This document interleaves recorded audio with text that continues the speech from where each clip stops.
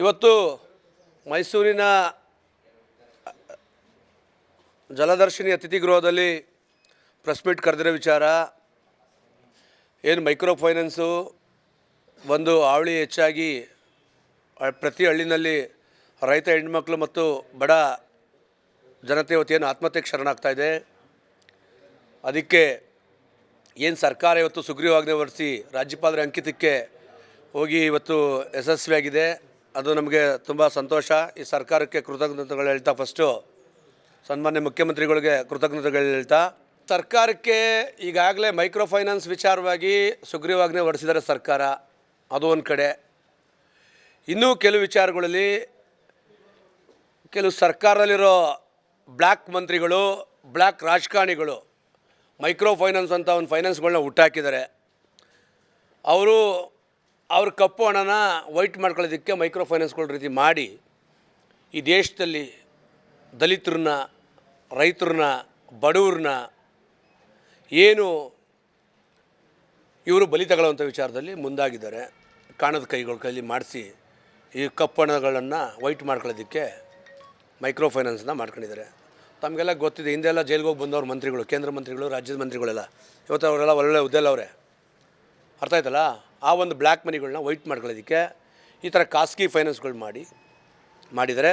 ಜೊತೆಗೆ ಈ ಸರ್ಕಾರಕ್ಕೆ ಇನ್ನೂ ಹೆಚ್ಚಾಗಿ ರೈತರ ಬಗ್ಗೆ ಗೌರವ ಇದ್ದರೆ ಏನು ರಾಷ್ಟ್ರೀಕೃತ ಬ್ಯಾಂಕ್ಗಳಿದೆ ಆ ಬ್ಯಾಂಕ್ಗಳಲ್ಲಿ ರೈತರಿಗೆ ಅತಿ ಕಡಿಮೆ ದರದಲ್ಲಿ, ಕೈಗೆಟುಕುವ ದರದಲ್ಲಿ ಸಾಲಗಳನ್ನ ಕೊಡಬೇಕು.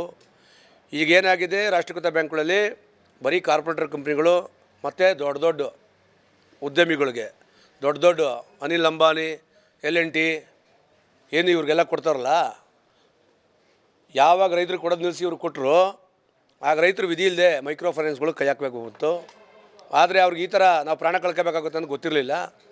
ಇವತ್ತು ಈಗಾಗಲೇ ನೂರಾರು ಜನ ನಮ್ಮ ರಾಜ್ಯದಲ್ಲಿ ರೈತ ಮಹಿಳೆಯರು, ಹೆಣ್ಮಕ್ಳುಗಳು ಪ್ರಾಣ ಹಾನಿಯಾಗಿರೋ ತಾವೆಲ್ಲ ನೋಡ್ತಾಯಿದ್ರಿ.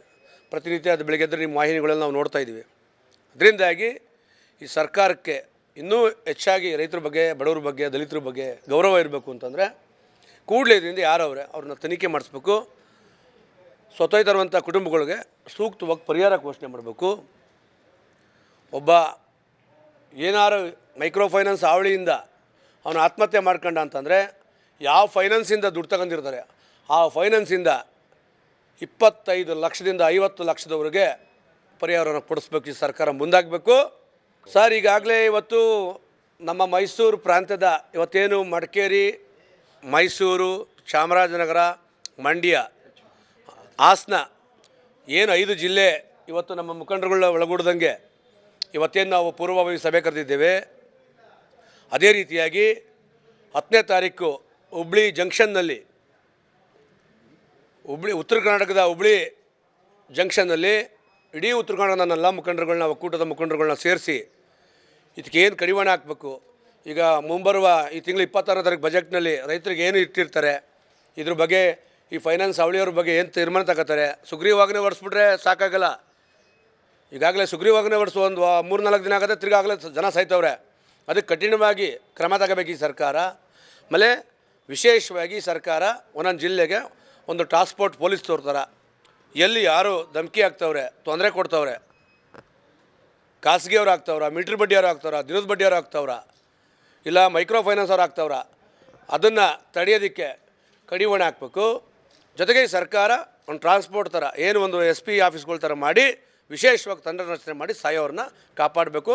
ಜೊತೆಗೆ ಹುಬ್ಳಿನಲ್ಲಿ 10ನೇ ತಾರೀಕು ಮೀಟಿಂಗ್ ಆದಮೇಲೆ ಬೆಂಗಳೂರು ವಿಧಾನಸೌಧನ ಮುತ್ತಿಗೆ ಹಾಕೋ ಕಾರ್ಯಕ್ರಮಕ್ಕೆ ಇಡೀ ನಮ್ಮ ರಾಜ್ಯದ ನಾನಾ ಜಿಲ್ಲೆಯ ಎಲ್ಲ ನನ್ನ ಮುಖಂಡರ ಜೊತೆ ಸೇರಿ ಬೀರಪ್ಪ ದೇಶನೂರು ರೈತ ಮುಖಂಡರು ಆದಂಥ ಒಕ್ಕೂಟದ ರಾಜ್ಯಾಧ್ಯಕ್ಷರು ಅವ್ರ ನೇತೃತ್ವದಲ್ಲಿ ಹುಬ್ಳಿ ಜಂಕ್ಷನಲ್ಲಿ ಸಭೆ ಮಾಡಿ ಅದರ ನಂತರ ತಮ್ಗೆ ಹೇಳ್ತೀವಿ ಸರ್. ನೀವು ಗಿರವಿ ಇಟ್ಟು ಬಿಡಿಸ್ಕೊಳ್ಳಕ್ಕಾಗ್ದಿರೋ ಆಭರಣನ SDJ ಗೋಲ್ಡ್ ಕಂಪನಿಯವರು ಬಿಡಿಸಿ ಮಾರುಕಟ್ಟೆಗಿಂತ ಅಧಿಕ ಬೆಲೆಗೆ ತಗೋತಿದ್ದಾರೆ. ಅಷ್ಟೇ ಅಲ್ಲ, ಒಂದು ಕೂಪನ್ ಕಾರ್ಡ್ ಕೂಡ ಕೊಡ್ತಾ ಇದ್ದಾರೆ.